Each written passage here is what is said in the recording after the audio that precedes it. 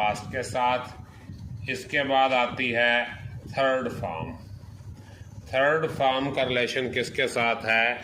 इसका रिलेशन है परफेक्ट के साथ और पैसिव के साथ। परफेक्ट और पैसिव वाइस इन दोनों के साथ थर्ड फॉर्म का रिलेशन है।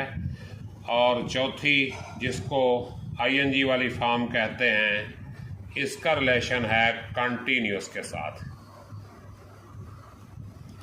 और पांचवी है विल और शैल, इसका रिलेशन है फ्यूचर के साथ।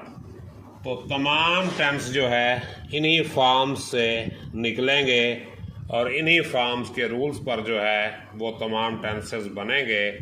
उम्मीद है कि आप इसको याद रखेंगे और आगे हम इंशाअल्लाह टेंसेस की बात करेंगे।